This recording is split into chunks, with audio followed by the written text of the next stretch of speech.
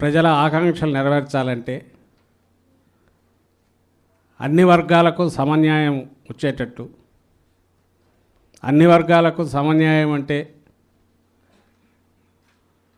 ప్రజల్లో ఎంత ఎక్కువ వెనుకబడి ఉంటే వాళ్ళకి అంత ఇంపార్టెన్స్ ఇస్తూ ముందుకు తీసుకురాగలిగి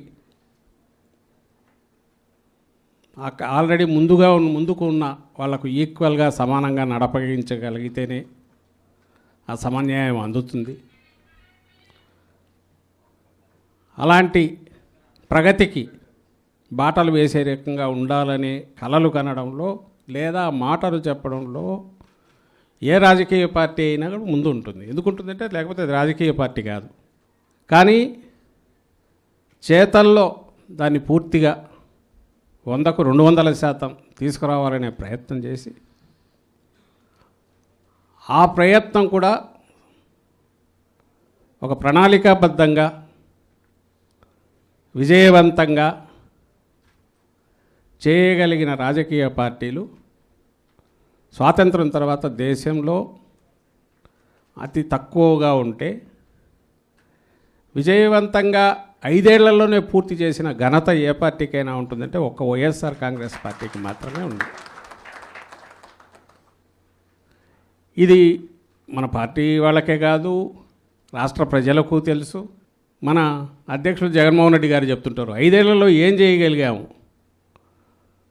5 ఏళ్లలో ఈ రోజుకైనా సరే వైఎస్ఆర్సీపీ కార్యకర్త కానీ నాయకుడు కానీ ఏ ఇంటి దగ్గరికి వెళ్ళినా రాక్క కూర్చొని మన నాయకులు కానీ కార్యకర్తలు కానీ పిలవగలిగే రకంగా కాలర్ ఎగిరేసి పోగలుగుతున్నామంటే దానికి జగన్మోహన్ రెడ్డి గారు మనసా వాచ నమ్మి ప్రజలకు అడగకుండానే అడిగిన దానికంటే ఎక్కువ చేసిన తర్వాత పేదవర్గాలకు కానీ ప్రజలందరికీ రాష్ట్రంలో అయినప్పటికీ ఫలితాలు ఉన్నప్పుడు ఏవి చేయనక్కర్లేదు, వీళ్లకు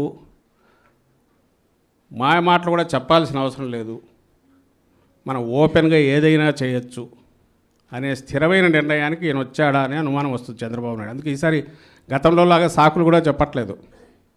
చంద్రబాబు నాయుడు గారిని ఆయన పాలన 10 నెలలు చూసిన తర్వాత ప్రజలకు ఎందుకు వద్దో కూడా అర్థమైంది.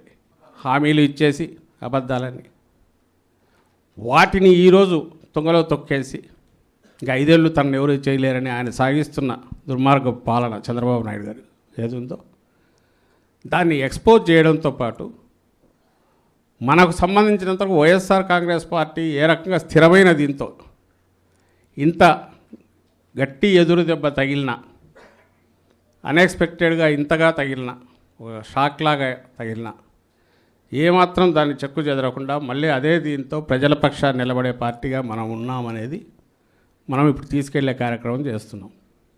పార్టీ స్ట్రెంగ్త్కి తగినట్టు ప్రజల్లో అన్ని వర్గాల్లోకి మనం పోగలిగేట్టు దాన్ని ప్రతిబింబించే రకంగా స్ట్రక్చర్ను తయారు చేసుకున్నాం. అందులో భాగంగానే మన బీసీ విభాగం, రకరకాల విభాగాలన్నీ ఉన్నాయి. ఈసారి బీసీ విభాగంలో మనం ఎక్కువగా ఇంతకుముందు ఉన్న కార్పొరేషన్ల వాటికి కూడా సపరేట్ ఇవి పెట్టి సో దట్ ఎవరి యాస్పిరేషన్స్ ఏమేమి ఉన్నాయో వాటన్నిటినీ రిఫ్లెక్ట్ చేసే రకంగా తీసుకొని మనం పార్టీని స్ట్రెంగ్థెన్ చేయడం, అల్టిమేట్గా పార్టీ స్ట్రెంగ్థెన్ అవుతుంది మీరంతా యాక్టివ్ అయితే.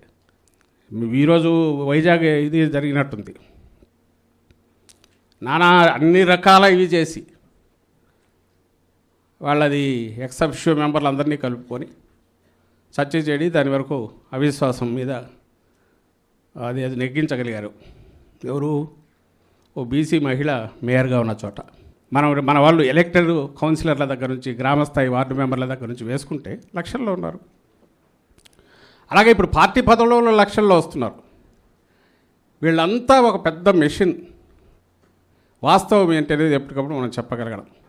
నేను చెప్తున్న కోఆర్డినేటెడ్ మూవ్ అనేది మొదలు కావాలంటే లేదా మీరు ఇప్పుడు మాట్లాడాలనుకుంటున్నవి కూడా కన్స్ట్రక్టివ్ సజెషన్స్ ఏమైనా ఉన్నా ఇవన్నీ ప్లాట్ఫామ్స్ అన్నీ సెట్ అయితే ఖచ్చితంగా కిందికి పై కమ్యూనికేషన్ ఉంటుంది కాబట్టి పెద్ద కష్టం కాదు. We will discuss all those things. But ultimate goal వచ్చైతే మనము నెక్స్ట్ కాన్షియస్ ఓటుతో ప్రజలు వైఎస్ఆర్సీపీని ఎన్నుకోవాలి. ఆ రకంగా ప్రజల్లోకి మనం ముందుకు పోవాలి. ఆ ఎన్నుకోవడం కూడా రియల్ కాన్షియస్నెస్తో, అంటే మేము ఎందుకు చేస్తున్నాం, జగనన్నను ఎందుకు ఎన్నుకుంటున్నామంటే ఇదిగో ఈ కారణాలతో అన్న స్పృహతో ఈసారి ప్రజలు ఒక ఘనమైన విజయం మనకిచ్చే రకంగా మనం ప్రజల్లోకి అంతగా చొచ్చుకుపోవాలని కోరుకుంటూ I wish you all the best. Thank you very much. ప్రజల ఆకాంక్షలు నెరవేర్చాలంటే అన్ని వర్గాలకు సమన్యాయం వచ్చేటట్టు, అన్ని వర్గాలకు సమన్యాయం అంటే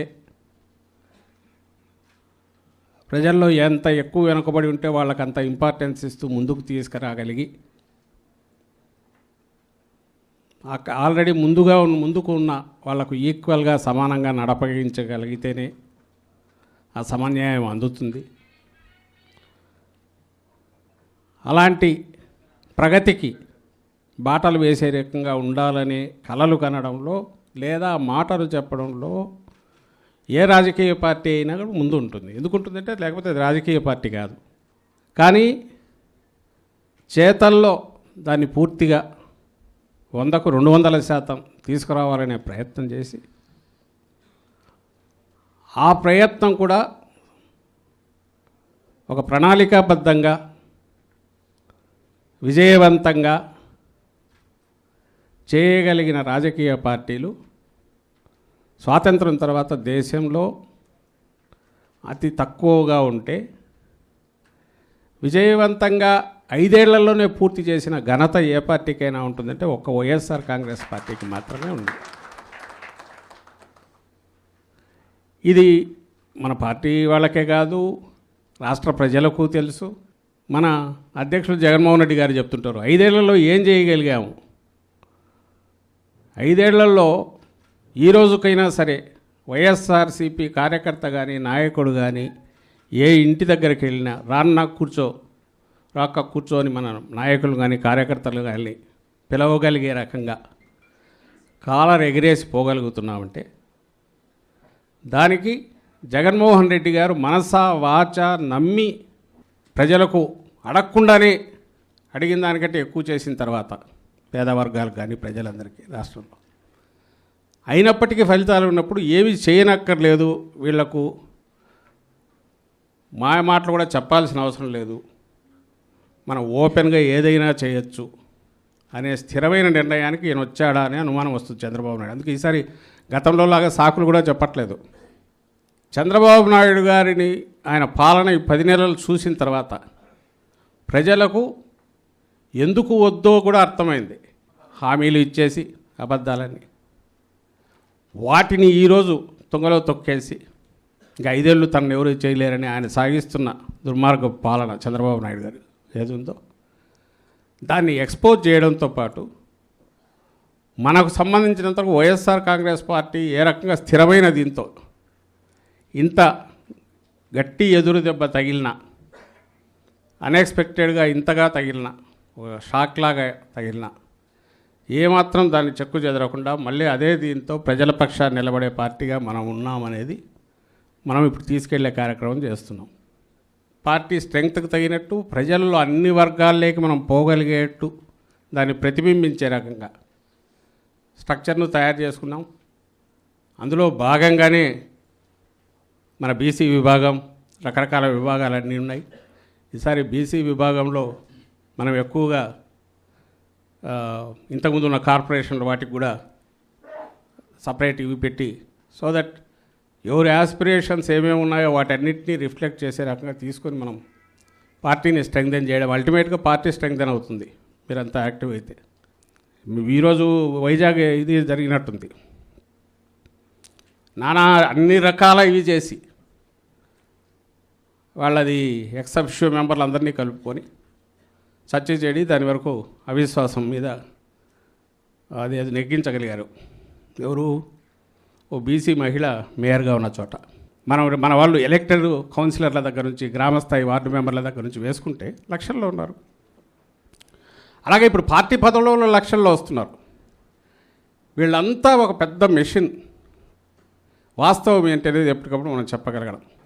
నేను చెప్తున్న కోఆర్డినేటెడ్ మూవ్ అనేది మొదలు కావాలంటే లేదా మీరు ఇప్పుడు మాట్లాడాలనుకుంటున్నవి కూడా కన్స్ట్రక్టివ్ సజెషన్స్ ఏమైనా ఉన్నా ఇవన్నీ ప్లాట్ఫామ్స్ అన్నీ సెట్ అయితే ఖచ్చితంగా కిందికి పై కమ్యూనికేషన్ ఉంటుంది కాబట్టి పెద్ద కష్టం కాదు. We will discuss all those things.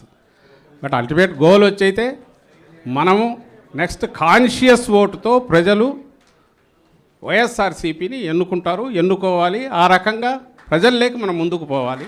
ఆ ఎన్నుకోవడం కూడా రియల్ కాన్షియస్నెస్తో, అంటే మేము ఎందుకు చేస్తున్నాము, జగనన్నను ఎందుకు ఎన్నుకుంటున్నామంటే ఇదిగో ఈ కారణాలతో అన్న స్పృహతో ఈసారి ప్రజలు ఒక ఘనమైన విజయం మనకిచ్చే రకంగా మనం ప్రజల్లోకి అంతగా చొచ్చుకుపోవాలని కోరుకుంటూ I wish you all the best. Thank you very much.